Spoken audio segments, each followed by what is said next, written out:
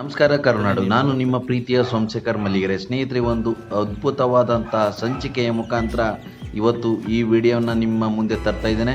ಹಾಗಾದರೆ ಬನ್ನಿ ಅದು ಯಾವುದು ಅಂತ ತಿಳ್ಕೊಳ್ಳೋಣ. ಸ್ನೇಹಿತರೆ, ನಾನು ಇವತ್ತು ನಿಮ್ಮನ್ನು ಕರ್ಕೊಂಡು ಬಂದಿರೋದು ಮುಂದುಗೋಡಿನ ಟಿಬೇಟಿಯನ್ ಕ್ಯಾಂಪ್ಗೆ. ಈ ಟಿಬೇಟಿಯನ್ ಕ್ಯಾಂಪ್ನಲ್ಲಿ ಹೇಗೆ ವಾಸ ಮಾಡ್ತಾರೆ ಮತ್ತು ಇಲ್ಲಿಯ ಜೀವನ ಶೈಲಿ ಹೇಗಿದೆ, ಈ ಟಿಬೇಟಿಯನ್ ಈ ವ್ಯಕ್ತಿಗಳು ಯಾರು ಮತ್ತು ಎಲ್ಲಿಂದ ಬಂದರು ಎನ್ನುವ ಸಂಪೂರ್ಣ ಮಾಹಿತಿಯನ್ನು ನಾನು ನಿಮಗೆ ಈ ವಿಡಿಯೋ ಮುಖಾಂತರ ತಿಳಿಸ್ತೇನೆ. ಸ್ನೇಹಿತರೆ, ಅದಕ್ಕಿಂತ ಮುಂಚೆ ನೀವು ಏನಾದರೂ ನನ್ನ ಯೂಟ್ಯೂಬ್ ಚಾನಲನ್ನು ಸಬ್ಸ್ಕ್ರೈಬ್ ಮಾಡಿಲ್ಲ ಅಂದರೆ ದಯವಿಟ್ಟು ಹಿಂದೆ ಸಬ್ಸ್ಕ್ರೈಬ್ ಮಾಡಿ. ಹಾಗಾದರೆ ಬನ್ನಿ ಇಲ್ಲಿಯ ಜೀವನ ಶೈಲಿಯನ್ನು ತಿಳಿಯೋಣ. ಸ್ನೇಹಿತರೆ, ಈ ಟಿಬೇಟಿಯನ್ನರು ಬೌದ್ಧ ಧರ್ಮಕ್ಕೆ ಸೇರಿದಂತಹವರು. ಆ ಧರ್ಮದ ಪ್ರಚಾರಕರು ಮತ್ತು ಧಾರ್ಮಿಕ ವಿಚಾರಗಳಲ್ಲಿ ತಮ್ಮನ್ನು ತೊಡಗಿಸಿಕೊಂಡಂಥವರು. ಆದರೆ ಕುತಂತ್ರಿ ಚೀನಾ ಟಿಬೇಟಿಯನ್ನರ ಮೇಲೆ ದಾಳಿ ಮಾಡಿ 1959ರಲ್ಲಿ ಟಿಬೇಟನ್ನು ತನ್ನ ಹಿಡಿತಕ್ಕೆ ತಗೊಂಡು, ಆದರೆ ಅಲ್ಲಿಯ ಜನಾಂಗಗಳು ದಂಗೆ ಎದ್ದರೂ ಕೂಡ ಅದನ್ನು ಹತ್ತಿಕ್ಕುವ ಪ್ರಯತ್ನದಲ್ಲಿ ಅವರು ಯಶಸ್ವಿಯಾದರು. ಬೌದ್ಧ ಧರ್ಮದ ಶಿಕ್ಷಣ ಹೇಗಿದೆ ಅನ್ನುವುದನ್ನು ನಾನು ನಿಮಗೆ ತೋರಿಸ್ತಾ ಇದ್ದೀನಿ ನೋಡಿ.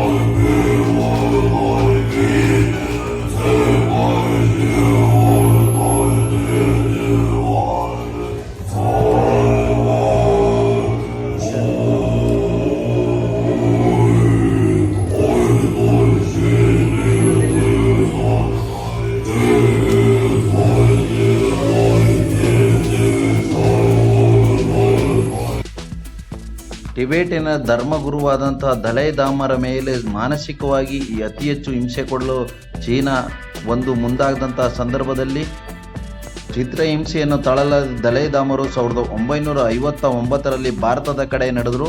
ಅವರಿಗೆ ಕೇಂದ್ರ ಸರ್ಕಾರ ಪುನರ್ ವಸತಿ ಕೇಂದ್ರಗಳನ್ನು ನಿರ್ಮಾಣ ಮಾಡಿ, ಅವರ ಅನುಯಾಯಿಗಳು ಕೂಡ ಅವರ ಜೊತೆಯಲ್ಲಿ ಬಂದಂಥ ಸಂದರ್ಭದಲ್ಲಿ ಅವರಿಗೆ ಭಾರತದಲ್ಲಿ ಸುಮಾರು ಹಲವಾರು ಕಡೆ ಅವರಿಗೆ ವಸತಿ ಕೇಂದ್ರಗಳನ್ನು ಮಾಡಿಕೊಳ್ಳಲಾಗಿದೆ. ಈ ಸುಂದರ ದೃಶ್ಯಗಳನ್ನು ನೋಡಿದರೆ ನಿಜವಾಗ್ಲೂ ನಾವು ಎಲ್ಲೋ ಚೀನಾಗೆ ಬಂದಿದ್ದವು, ಇಲ್ಲ ಟಿಬೇಟ್ಗೆ ಬಂದಿದ್ದವು ಎನ್ನುವ ಮನೋಭಾವನೆ ನಮ್ಮ ಮನಸ್ಸಿನಲ್ಲಿ ಮೂಡ್ತದೆ. ಇಲ್ಲಿಯ ಸ್ವಚ್ಛತೆ ನೋಡಿ ನಿಜವಾಗ್ಲೂ ಯಾಕೆ ನಮ್ಮ ಭಾರತ ಈ ಥರ ಅಭಿವೃದ್ಧಿಯ ಕಡೆ ನಾವು ನೋಡ್ತಾ ಇಲ್ಲ, ಈ ಸ್ವಚ್ಛತೆ ಯಾಕೆ ನಮ್ಮ ಕಡೆ ಇಲ್ಲ ಅನ್ನುವ ಬೇಜಾರು ಕೂಡ ಆಗ್ತದೆ. ಈ ಬೌದ್ಧ ಧರ್ಮದ ದೇವತೆಗಳನ್ನು ನಾವಿಲ್ಲಿ ವೀಕ್ಷಣೆ ಮಾಡ್ಬೋದು, ಮತ್ತು ಬುದ್ಧ ದೇವರುಗಳನ್ನು ನಾವಿಲ್ಲಿ ವೀಕ್ಷಣೆ ಮಾಡ್ಬೋದು. ಇಲ್ಲಿ ಪ್ರಾರ್ಥನಾ ಮಂದಿರ ಎಷ್ಟು ಸುಂದರವಾಗಿದೆ ಅಂದರೆ, ಅಲ್ಲಿ ಏನಾದರೂ ಮುಟ್ಟಿದರೆ ನಮ್ಮ ಕೈ ಗಲೀಜು ಅದಕ್ಕೆ ಟಚ್ ಆಗ್ತದೆ ಅನ್ನುವ ಫೀಲಿಂಗ್ ಆಗ್ತದೆ. ಮತ್ತು ಅಲ್ಲಿ ಧರ್ಮ ಗುರುವಾದಂಥ ದಲೈ ಲಾಮರ ಪ್ರತಿಕ್ರಿಯೆಗಳು ಎಲ್ಲ ಕ್ಯಾಂಪ್ಗಳಲ್ಲಿದೆ. ಸುಮಾರು ಇಲ್ಲಿ 9 ಕ್ಯಾಂಪ್ಗಳು ಇದ್ದು ಪ್ರತಿಯೊಂದು ಕೂಡ ಪ್ರಾರ್ಥನಾ ಮಂದಿರವಾಗಿದೆ. ಮುಂದ್ಗೋಡ್ ಟಿಬೇಟಿಯನ್ ಕ್ಯಾಂಪ್ನಲ್ಲಿ ಸುಮಾರು 9 ಕ್ಯಾಂಪ್ಗಳಿದ್ದು, ಇದರಲ್ಲಿ 3 ಕ್ಯಾಂಪ್ಗಳು ಅತಿ ಮುಖ್ಯವಾದಂಥವು. ಗಾರ್ಡನ್ ಜಗ್ನಜೆಟ್ಸಿ ಮೊನೆಟರಿ, ಇದು ಸಾವಿರಾರು ಟಿಬೇಟನ್ ಭಿಕ್ಷುಗಳ ಅಧ್ಯಯನ ಮಾಡುವ ಮಠದಲ್ಲಿ ಒಂದಾಗಿದೆ. ಡ್ರಾಪ್ನಿಂಗ್ ಲೋಜನಿಂಗ್ ಮೊನೆಟರಿ, ಇದು ಟಿಬೇಟಿಯನ್ ಬೌದ್ಧ ಧರ್ಮದ ಪ್ರಮುಖ ಮಠವಾಗಿದೆ. ಡೆಗ್ಲಿಂಗ್ ಟಿಬೇಟ್ ಸ್ಟೇಟ್ಮೆಂಟ್, ಟಿಬೇಟಿನ ಸಾಂಸ್ಕೃತಿಕ ಮತ್ತು ಜೀವನ ಶೈಲಿ ಕಾಣಬಹುದಂಥ ಸ್ಥಳವಾಗಿದೆ. ಇವರು ಪೂಜಾ ವಿಧಾನಗಳನ್ನು ನೋಡಿದರೆ ನಿಜವಾಗ್ಲೂ ಸುಂದರವಾದ ದೃಶ್ಯಗಳು. ಅವ್ರದ್ದೇ ಆದ ಪಿಂಗಾಣಿ ಬಟ್ಟಲುಗಳು, ಅಲ್ಲಿ ನೀಡುವಂಥ ಪ್ರಸಾದಗಳು, ಇವನ್ನು ನೋಡಿದರೆ ನಿಜವಾಗ್ಲೂ ಅವರ ಸ್ವಚ್ಛತೆಯನ್ನು ನೀವು ನೋಡ್ತಾ ಇರ್ಬೋದು. ಈ ಪಿಂಗಾಣಿಯಲ್ಲಿ ಇಟ್ಟಿರುವಂಥ ಗೋಲ್ಡನ್ನಲ್ಲಿ ಇಟ್ಟಿರುವಂಥ ಪಿಂಗಾಣಿಗಳನ್ನು ಇಲ್ಲಿ ಅವರು ದೇವರಿಗೆ ನೈವೇದ್ಯವನ್ನು ಇಟ್ಟಿರುವಂಥ ದೃಶ್ಯಗಳು. ಮತ್ತು ಆ ಹಾಲು ಅಂದರೆ ಪ್ರಾರ್ಥನಾ ಹಾಲು ಹೇಗಿದೆ ಎನ್ನುವ ದೃಶ್ಯವನ್ನು ನೀವು ಗಮನಿಸ್ಬೋದು. ಪ್ರತಿಯೊಂದು ಮಠದಲ್ಲೂ ಸೇಮ್ ಇದೇ ರೀತಿಯಲ್ಲಿದೆ.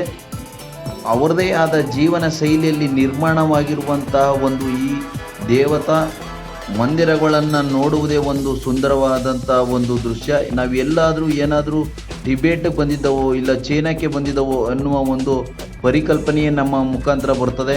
ಮತ್ತು ಇನ್ನೊಂದು ಸ್ಥಳಕ್ಕೆ ನಿಮ್ಮನ್ನು ಕರ್ಕೊಂಡು ಬಂದಿದ್ದೀನಿ. ಇದು ಬೌದ್ಧ ಧರ್ಮದ ಮಂತ್ರಗಳನ್ನು ತಿರುಗಿಸುವಂತಹ ಒಂದು ದೃಶ್ಯ. ಬೌದ್ಧ ಧರ್ಮದಲ್ಲಿ ಒಂದು ಕೆತ್ತನೆಯಾಗಿರುವಂಥ ಈ ಕಂಬವನ್ನು ತಿರುಗಿಸಿದರೆ ನಮಗೆ ಒಳ್ಳೆಯದಾಗ್ತದೆ ಎನ್ನುವ ಒಂದು ಪರಿಕಲ್ಪನೆ ಈ ಟಿಬೇಟಿಯನ್ನರದು. ಮತ್ತು ಅಲ್ಲಿ ಎಲ್ಲರೂ ಕೂಡ ಇದನ್ನು ತಿರುಗಿಸಿ ನಮಸ್ಕಾರ ಮಾಡಿಯೇ ಒಳಗಡೆ ಹೋಗ್ತಾರೆ. ಮತ್ತು ಬುಧವಾರದಂದು ಇಲ್ಲಿ ಊಟದ ವ್ಯವಸ್ಥೆಯೂ ಕೂಡ ಇರ್ತದೆ. ಮತ್ತು ಭಾರತ ಸರ್ಕಾರ ಇವರಿಗೆ ಒಂದು ವೋಟಿನ ಪವರ್ ಕೊಡಲಿಕ್ಕೆ ಮುಂದಾದಂಥ ಸಂದರ್ಭದಲ್ಲಿ ಹಲವಾರು ಟಿಬೇಟಿಯನ್ನರು ಅದನ್ನು ತಿರಸ್ಕರಿಸಿದರು. ಯಾಕಂದರೆ ನೀವು ಮಾಡಿರುವುದೇ ಹೆಚ್ಚು, ಆದರೆ ನಾವು ಇಲ್ಲಿಂದ ನಮ್ಮ ದೇಶ ಒಂದು ಸ್ವತಂತ್ರವಾದರೆ ನಾವು ಇಲ್ಲಿಂದ ಮತ್ತೆ ಟಿಬೇಟ್ಗೆ ಹೋಗುವ ಒಂದು ಆಸೆಯನ್ನು ತೋರಿಸ್ತಾರೆ ಇಲ್ಲಿಯವರು. ಟಿಬೇಟಿಯನ್ ಮಹಿಳೆ ಒಬ್ಬರು ತಮ್ಮ ಧರ್ಮದ ಬಗ್ಗೆ ಹೇಗೆ ಹೇಳ್ತಾರೆ ಕೇಳೋಣ ಬನ್ನಿ.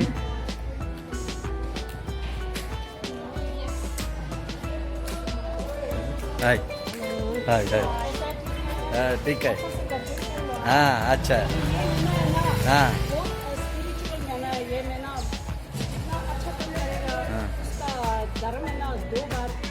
हाँ